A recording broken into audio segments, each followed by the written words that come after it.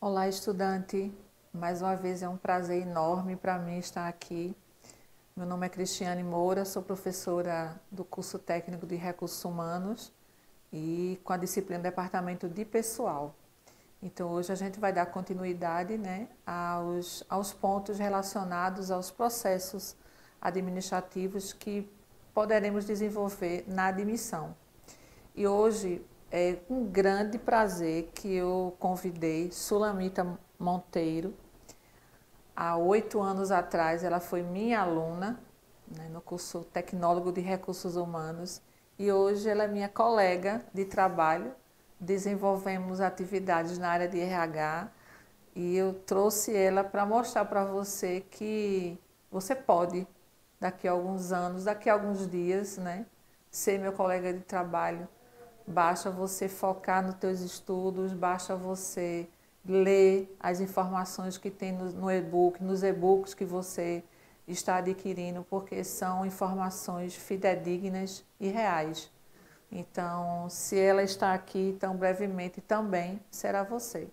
Então, é um prazer, Sulamita, ter convidado você para estar aqui conosco, né? Hoje nós vamos falar um pouco sobre os processos administrativos na admissão. Mas antes, assim, qual é a tua visão hoje em relação a esse processo de seleção? Como é que tu vê isso no mercado de trabalho hoje? Antes de tudo, eu quero agradecer o convite, né? Estou me sentindo muito honrada de estar aqui e eu espero que eu possa contribuir um pouquinho aí no que eu já estou vendo que está sendo bem elaborado, bem ensinado e, como a senhora disse, é só eles prestarem bastante atenção e se dedicarem, né? O que eu vejo hoje, vou continuar chamando professora, viu? Tá bom. Uma vez professora, sempre professora, né? Não tenho como chamá-la diferente. O que eu vejo hoje é que a empresa, o setor empresarial, o que ele quer é a sinceridade, né? Antigamente, acontecia muito de enfeitarem o currículo. O que é o currículo? É a sua carta de apresentação. Então, você tinha que enfeitar para chamar a atenção. E hoje em dia está tudo muito dinâmico. Então, é necessário que você seja verdadeiro, né? Se você está ali para uma vaga de telemarketing, qual é o teu objetivo? Uma vaga na área de telemarketing. Se é de cozinha, uma vaga na área de cozinheiro. E assim sucessivamente, né? Antigamente, as pessoas que já tinham experiência acabavam colocando todas as suas experiências nos currículos que davam, às vezes, 2 folhas. Não há mais tempo para isso. O que a empresa quer, normalmente, é os 3 últimos empregos que você teve, né, com objetividade. E quem não tem experiência, que seja sincero. Eu preciso de uma experiência, é a minha primeira vaga, estou atrás do meu primeiro emprego, né? Então, é tudo muito objetivo hoje, muito conciso e objetivo. Olha aí, estudante, uma dica, né? Uma dica muito importante para quem almeja o mercado de trabalho, para quem almeja a mudança de empresa. Então, a palavra dela foi muito real, né? A verdade, porque muitas vezes você acrescenta informações que não são reais e você acaba se prejudicando e sendo excluído do processo seletivo, né? Então, a dica dela foi muito importante. Obrigada, Sulamita. Ajudou bastante. Mas, diante desse processo admissional, a gente já falou desse início, né, de quando ele passa em todo o processo seletivo. Como é a questão PIS? PIS é muita gente não sabe o que é PIS, né? Então, assim, o que é que tu pode falar com relação ao PIS? Onde é que ele se torna importante? Qual a importância do PIS? Que são ferramentas que vamos trabalhar hoje, que são fundamentais nesse processo de admissão desse trabalhador que participou do processo seletivo, né? Então, o que é o PIS? O PIS, ele é a sigla do Programa de Integração Social, né? Então, ele é muito importante, sim. Ele foi criado justamente para dar uma seguridade ao trabalhador. Ele foi criado lá em 1970, e naquela época estava havendo um grande crescimento, né, comercial, mas isso não abrangia o trabalhador. Então, ele foi criado justamente para dar esse equilíbrio e também fortalecer, né, o elo entre a empresa e o empregado, e também dar os seus benefícios. que nós conseguimos ver hoje como seguro-desemprego, abono salarial. Então, ele foi criado justamente para isso. Ok, ótima informação. E isso, todo trabalhador que é inserido na organização, na empresa, ele passa a ter o PIS, é isso? Exatamente, né? Uma coisa que a gente pode pontuar é que você, a gente não pode se cadastrar. Ah, eu vou me cadastrar no PIS. Isso não existe, né? Esse cadastro ele é feito justamente pelo empregador, pela empresa, né? Você que tem o seu primeiro emprego, você vai receber essa numeração. Uma vez recebida essa numeração, ela vai acompanhar todo o seu período laboral, né? E é justamente que na parte de RH e DP, ele preza essa informação, porque quando recebe novos empregados, ele precisa cadastrar. Quando ele recebe empregados que já trabalharam em outras empresas, precisam prestar atenção justamente nessa numeração, né? Porque ela não muda. Uma vez tendo a numeração do PIS, é todo o seu acompanhamento no trabalho. Exato. E uma coisa importante, estudante, é que esse número ele não pode ser criado aleatoriamente, né? Eu tenho uma experiência, um exemplo de uma colega que ela foi desligada da empresa e aí quando foi efetuar o processo dos trâmites de seguro-desemprego, de receber sua rescisão, quando foi verificar, o PIS não conferia, né? Então a gente observa a responsabilidade da pessoa de recursos humanos quando vai fazer esses cadastros, né? Quando vai cadastrar o trabalhador. Hoje a gente vê que o sistema é informatizado, então é muito importante ter coesão das suas informações, né? Para não prejudicar o trabalhador futuramente, né? É verdade. E é porque a gente não tem tanto acesso a isso, né? Mas quando você está na empresa, uma vez ou outra existe essa situação. O trabalhador chegar e quando você vai ver, não confere, né? Não confere a informação com o que está lá, porque, para quem não sabe, quem administra é a Caixa Econômica. Então, quando você vai ver o BAT das informações, não confere. Então, isso é muito importante, né? É muito importante ter essa atenção. Exato. Para não prejudicar o trabalhador no futuro. Exatamente. Né? Porque um ponto que a gente pode citar é que você precisa estar cadastrado no PIS há 5 anos. Né? É uma coisa que também muitas pessoas confundem. Não é ter trabalhado por 5 anos, e sim estar cadastrado há 5 anos. Então, o erro que você comete lá atrás, no início do trabalhador, vai prejudicar ele 5 anos após. É verdade. Então, é muito importante ter essa atenção. Isso, exatamente. E o que é que a gente pode falar do CAGED, né? Muita gente, quando eu iniciei na área de recursos humanos, essa palavra é tão grotesca para mim. CAGED, o que é CAGED? Então, o que é que a gente pode passar para o estudante com relação ao CAGED? Também é mais uma sigla, né? O Cadastro Geral de Empregados e Desempregados. Também foi criado lá atrás, na ditadura, em 1965, também para beneficiar o trabalhador, né? Por que beneficiar o trabalhador? Porque ele serve como instrumento de estudo, instrumento de estatística, né? Precisava ter essa análise de quantas pessoas estão trabalhando, quantas pessoas deixaram de trabalhar.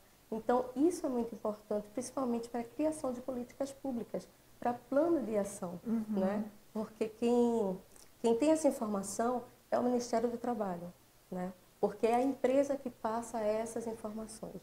Ou seja, ela tem essa obrigação de todos os meses passar para o Ministério do Trabalho admissões, demissões, transferências.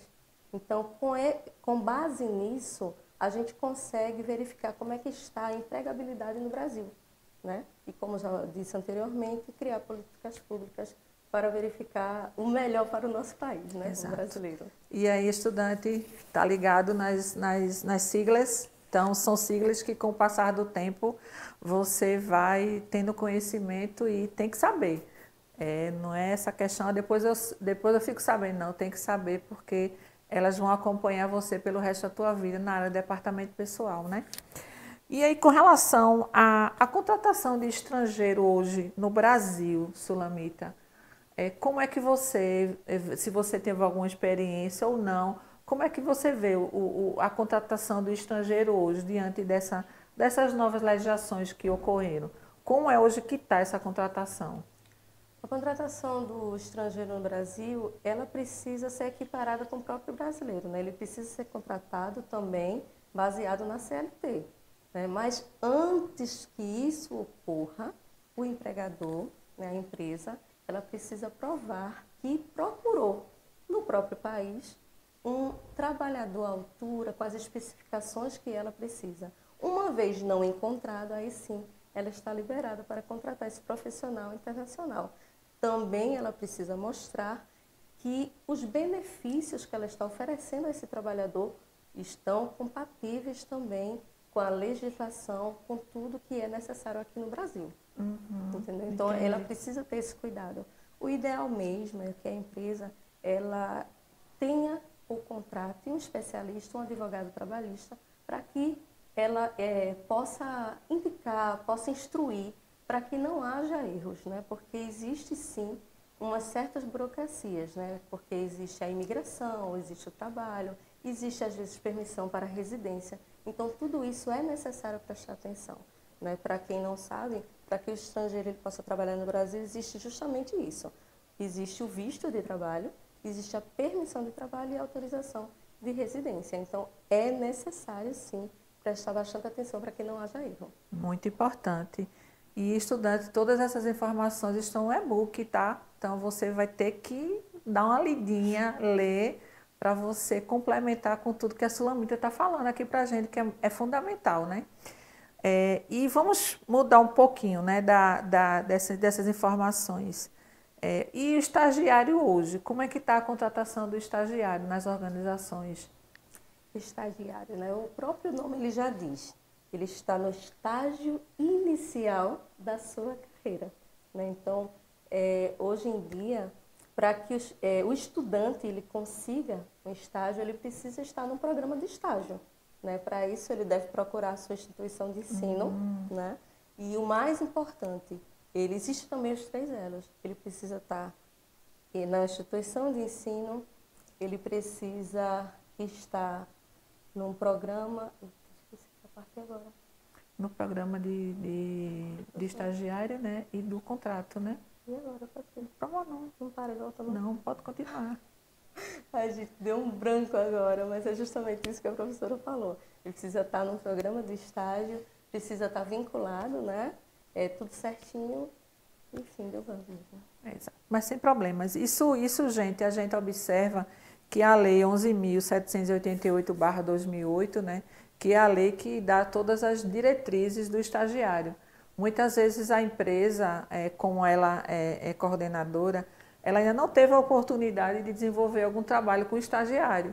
Mas, assim, hoje os estagiários têm essas diretrizes, né, têm as leis que que favorecem o seu desenvolvimento dentro das empresas, né?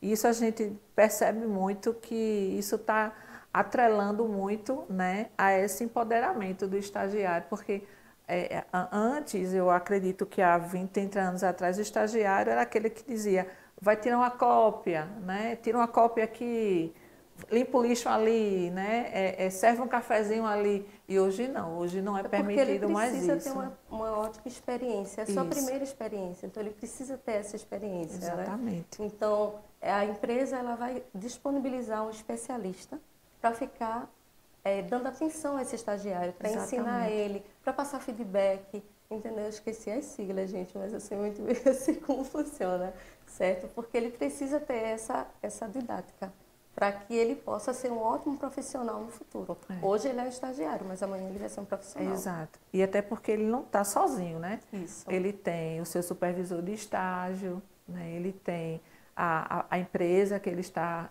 filiado para ser estagiário, então ele tem um suporte de pessoas que vão colaborar para o seu desenvolvimento, ele não vai estar sozinho. Lembrei, a instituição de ensino, empresa e o estudante. São os 3 pilares, era isso que eu estava tentando lembrar, são os 3 pilares, certo? Porque tem que ter essa integração, entendeu? Não adianta você, estudante, tentar conseguir de outra forma, tem que ter realmente esses 3 pilares. Tanto é que para estar estagiando você precisa ter um contrato.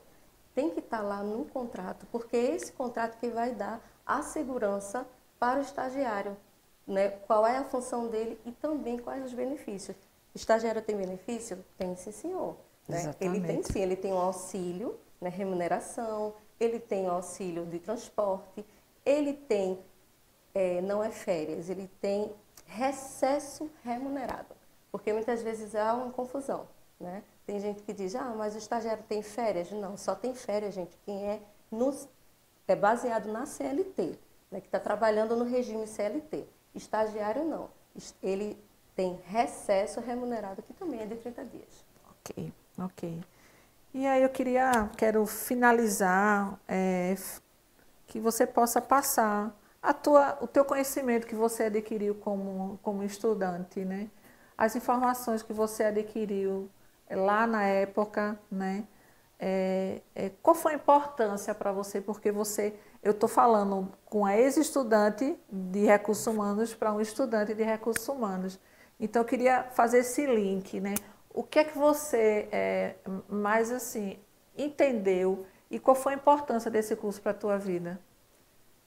Bem, para quem está estudando, eu digo que é um curso maravilhoso, principalmente se temos, né, professores assim, nessa altura, né, que nos ajudam. Para mim, o curso de RH, ele é contagiante pela amplitude, né? Você consegue destrinchar várias áreas. Você tem a parte de gestão, de atração e seleção, você tem a parte de DP, você tem a parte de lecionar, então é muito amplo. Então você acaba, num curso só, tendo várias portas, várias oportunidades, né? Isso ajuda muito, sem falar que é na questão, o próprio nome já diz, recursos humanos. A gente tem muito essa visão, muito esse contato.